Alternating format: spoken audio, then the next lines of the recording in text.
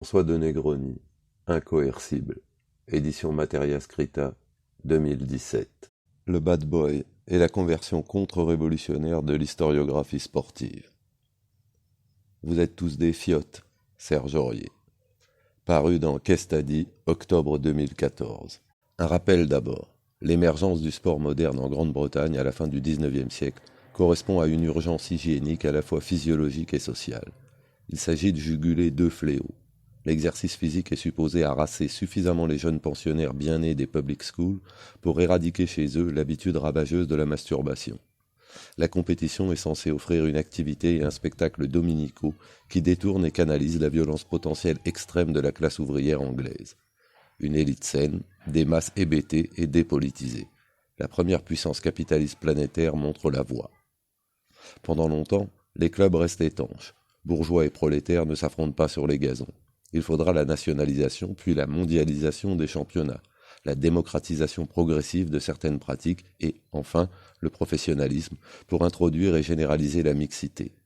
Naissent dès lors en opposition aux gentlemen, les Kubler, Beckenbauer, Federer, deux figures complémentaires du mauvais garçon qui vont traverser l'histoire du sport.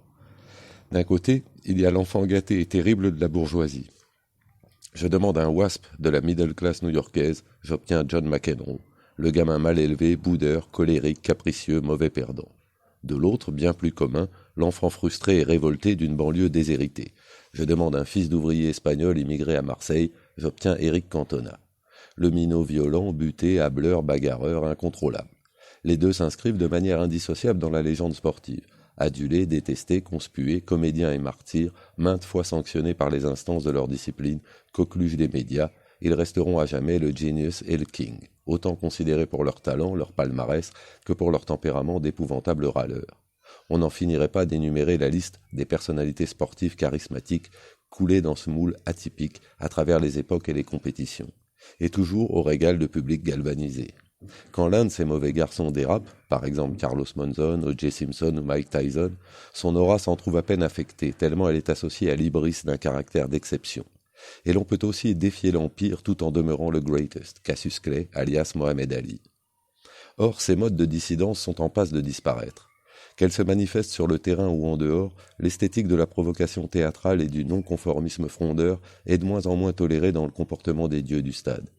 Des champions actuels comme Ernest Gulbils ou Wayne Rooney, chacun selon ses déterminants socioculturels, insolence trilingue, vodka et starlet pour le premier, grande gueule, pub et filles de bar pour le second, qui perpétuaient cette tradition de l'irrévérence, cette culture torchée de la troisième mi-temps, ont été conduits à s'assagir. Sommés par leurs coachs, leurs sponsors, la pression de la communauté des joueurs et, du haut de leur tribune VIP, par les commentateurs journalistes, dorénavant coiffés de la double casquette d'analystes du jeu et de diffuseurs présomptueux du discours moral dominant. Pourquoi d'ailleurs une telle et soudaine sévérité de la part des Pascal Praud, Pierre-Louis Basse, Bruno Roger Petit et consorts? En raison, trompette-t-il, du devoir d'exemplarité de vedettes sportives cousues d'or vis-à-vis de la jeunesse indocile, voire enragée, des quartiers. On pense à ces châtelains, s'obligeant à assister à la messe du village pour donner l'exemple à leurs manants.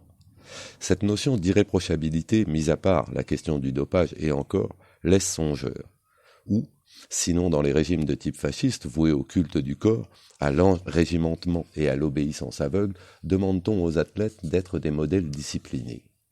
Et ceci alors que la pipolisation du monde des sportifs rend ces derniers particulièrement vulnérables au moindre écart de conduite. Le bon garçon, Olivier Giroud, ne s'est-il pas fait prendre par la patrouille en galante escorte? On touche en réalité ici aux effets périphériques de la nouvelle écriture réactionnaire du roman national. L'historiographie du sport constitue le reflet, l'extension domaniale d'une conception officielle de l'histoire manipulée depuis des années, qui s'appuie corrélativement sur la liquidation du marxisme et sur un processus idéologique d'ethnicisation des inégalités et des conflictualités sociales. D'où l'apparition à point nommé de la catégorie repoussoire du bad boy, qui opère en douceur la mise au rencard de la classe ouvrière traditionnelle, tandis qu'est depuis longtemps endigué l'autre fléau, il n'y a pas de petit profit civilisationnel, avec la banalisation normative de la masturbation dans l'éducation des élites bourgeoises. De frimeurs et pseudo-rebelles enfants du Ranelagh en chemise Lacoste, des fils de mineurs teigneux, durs au mal et revanchards, plus quelques braves maghrébins transcendés par le drapeau, qui, sur les pistes ou le ring, rapportaient des médailles à la mère patrie, Mimoun Halimi. Tel était l'univers du sport français conté par un Antoine Blondin, moins désopilant que conventionnel au fil de ses chroniques. Un univers de joueurs et de supporters où s'exprimaient symboliquement et de façon ludique des rapports de classe désamorcés de leurs enjeux concrets.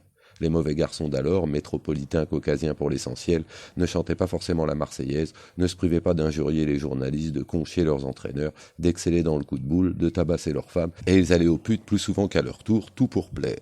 Mais on a déconstruit l'image devenue politiquement trop ringarde, elle fleurait rance, l'embrocation, le stade de Colombes, les gradins populaires et la banlieue rouge. On lui a substitué une imagerie bien plus porteuse et compassionnelle, celle du pauvre petit blanc de souche déterritorialisé par la lumpen immigration de masse. Dans cette France fantasmée, compartimentée et fracturée par Alain Finkielkraut, Pascal Blanchard ou Christophe Guilly, les bad boys sont désormais presque exclusivement des Arabes et des Noirs, assignés à un vague statut ontologique et ou postcolonial, stigmatisés ou victimisés, enfermés dans un registre culturaliste immuable, Ziva il est, Ziva il reste, objet d'injures racistes. La presse, les ministres en charge, les traitent de petits caïds immatures, de caïras ignares. Non seulement ils ne bénéficient d'aucune indulgence, mais ils ne sont même plus crédités d'alimenter le show par leurs frasques, leurs frusques, leurs bravades. Ils insupportent, voilà tout, hormis parmi les leurs. Et on les enjoint benoîtement de se soumettre sans condition à l'éthique bourgeoise du respect de la dignité humaine, aux valeurs aristocratiques du fair-play. Jamais l'un d'entre eux, Anelka, Nasri, Benzema, pour citer le tiercé gagnant de l'opprobre public, ne donnera son nom à un aéroport comme l'ivrogne George Best, à un stade comme le cocaïnomane Diego Maradona. Nul surtout ne se verra coller ce beau surnom, la joie du peuple, comme Garincha le débauché. C'est le contraire. Ils sont aujourd'hui condamnés à l'impopularité éternelle, sauf à se métamorphoser en good boy, en docile indigène, à la manière du comestible, du quasi-exemplaire Lilian Thuram.